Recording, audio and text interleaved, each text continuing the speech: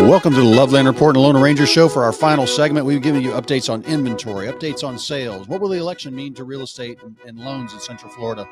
And I've got a couple more Everybody listings. gets $25,000. Yeah, let's just give stuff away for free. That always works in a good business. Well, I'll tell you what. You know what? I think that a lot of first-time home buyers would lean towards that. And I don't know. I mean, it's one of those things that, like the class president that's running for class president says, on Fridays, I'm going to give everybody free ice cream and pizza, but there's no way to do it, right? Yeah, exactly. So those things are great when you say them fast, and naive people believe that stuff. Yep. But I will say that the housing market would get stimulated if there was a program that helped them like that. But there already is programs. All they'd have to do is extend like a national hometown heroes program. You don't even need 25,000. But I think the best stimulus of all is a well-paying job. Well, that will do it all right there. Get good jobs, bring back energy, all those things that the Trumpsters is going to do. Well, we will find out about that over anything. With bated breath, we wait on that news 2 weeks from now. So listings, Bruce, I got a great one here. Tuscaloosa. I love Tuscaloosa. Tennis villas, kind of zero lot line houses, 1,400 square feet, 2-bedroom, 2.5 bath, listed for $430. This one is totally renovated. All redone inside, gorgeous renovation. This builder does awesome stuff on the inside of these homes. Come on, man. Yep, $430,000 for that in Tuscaloosa. And then I've got a townhome, but what's nice about this, Bruce, is this is like some townhomes. I mean, most of them cap out around 2,000, 2,300 square feet. Yep. This is in Providence, a guard-gated golf community in Davenport, one of the best communities there. Davenport is exploding. Yes, it is. There was nothing in Davenport. Now it's just exploded. Yep. And there's no weekly rentals, no daily rentals allowed in this community. It's just residents, 4 bedrooms, 3.5 baths. This is a 3,000 square foot custom townhome. And it has got all the best. That's a luxury townhome. And it's lakefront for $450,000. So give me a call if you want to take a look at that. That's a great builder. Then I've got a golf villa. I call it a villa, but really it's 2,400 square feet. Big house. They do the yard for you in this neighborhood. Tile roof, 3 bedrooms, 2.5 baths. Could easily be a 4th bedroom. There's a loft that could be enclosed. That's how they built this model. 640,000, 2,400 square feet with a pool, no neighbors behind you. Down the street, 2 of them just turned over for 700 and 720. This one's got wood floors, master on the first floor, which is important. Beautiful. And inside the master, there's like a triple-sided glass fireplace and it's a little den sitting area, gorgeous master bath. But all these listings are available. Let us help you find your next home. What's in your real estate plan? Call me at 407-352-8118. We'd be happy to help you. Yeah, and get yourself pre-approved in advance so you can make a reasonable offer. You can negotiate better when your loan's approved. And if it's fully approved on my fast track program, it really allows you to negotiate because I can close in as little as 10 days and I'll guarantee you'll close on time or I'll pay the seller up to $500 per day. Find a lender that'll do that. That's only the loan arranger at CrossCountry Mortgage, Bruce Woodburn. 407-250-9144. That's 407-250-9144 or WeBringYouHome.com. Boy, do listing agents love it when I make that phone call. Yeah. Call them up and I'm like, I'll guarantee you I will close this loan without any problems whatsoever, provided it appraises and you have a clear title. I will close on time or I'll pay your seller up to $500 a day. You know what I saw happen a couple of weeks ago? I saw a lot more multiple offers come in on some of my listings. And this always happens too. There's also one of my team leaders said this always happens when I leave town. I went to Italy for a wedding, which was nice. And boom, the floodgates opened, offers came in, multiple offers on properties. And It was kind of both starter home prices, only went about 1 or 2% over list in each case, but the smart agents were the ones that got it. And then there was 3 or 4 left kind of dithering around in the corner like they had blindfolds on. And they were told that, hey, there's multiple offers. If you want it, go over list. You're not going to get it if you don't. And that's our job as a listing agent. Sure. And the smart ones did, and they got it. And the other ones, they're out in the car looking again. And this neighborhood, it's funny because you've got some markets in town that are sellers markets where there's hardly anything like this neighborhood. Yep. And some that are more buyers. One of the best school districts in town, great starter home. And then others where there's 20 homes for sale and you've got your pick of the litter. Sure. So you got to be careful. We picked up one while you were out of town. Nanette and I did. A wonderful young couple buying one of your townhomes, and we'll be closing in 31 days. Didn't they try shopping that against? Oh, they shopped the heck out of me. They did, they shopped that. The one they picked was not going to get them closed on time, and they were going. They were shopping me against their credit union, and they compared everything, and they absolutely chose to go with me. Plus, I did the mortgage for your seller. So the seller went, oh, that's right. If you go with a loan arranger, I'll take your offer. Otherwise, I'm taking this other offer. Yep. So why do you think agents would say that when they see my name up there? Why do you think that really is? I mean, I know I don't ask for extensions and I close on time, but you just feel like it's a sense of security for them. We're in the fourth quarter of 2024. You know how many other lenders have called me and said, hey, I'm the lender on this deal. I want you to know that my buyer is going to close. I don't know. 0. I know if you've got it, it will close. I call every listing agent that's on any transaction, because listen, here's the deal.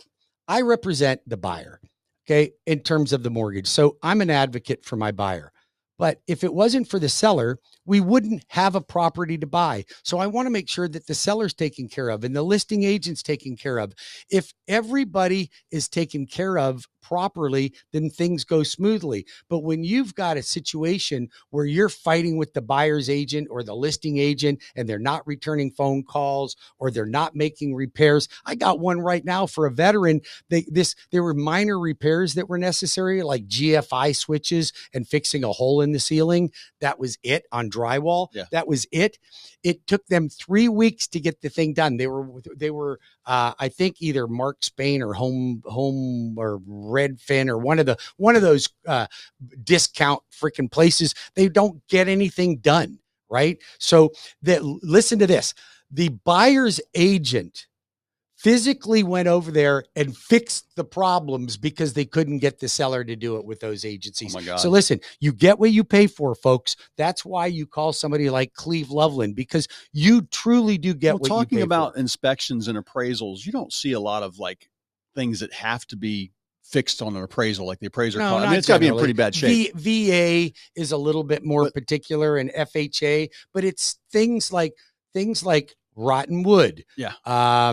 Broken windows, water stains. They want to check and make sure there's no leaks. Well, if you have water stains on your ceiling and it's an active leak, don't hide it, disclose it. Yeah. But if you have already had it fixed, get it fixed. Yeah. Then fix the stain on the ceiling, or you're going to put yourself through more headaches because there's going to have to Building be a roofing inspectors love that. They get to print an extra They'll eat you alive. 3 pages on that. Now, brought that up for on inspections. You know, you have most contracts are as is.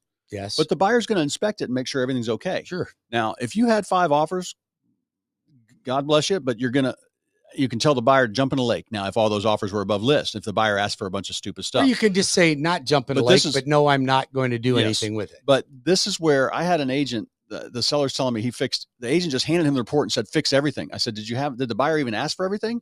They said, no, but then they lost their job and they they couldn't get the loan.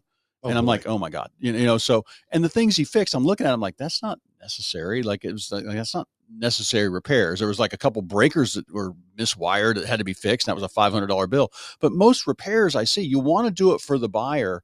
If they're going to walk away, you don't want to go back on the market. No. But what I see, Bruce, what people ask for, Bruce, is they take the inspector's word that the AC unit has mold on and I'll give you a clue. Every AC unit in Florida has mold on the impeller fan and the air handler.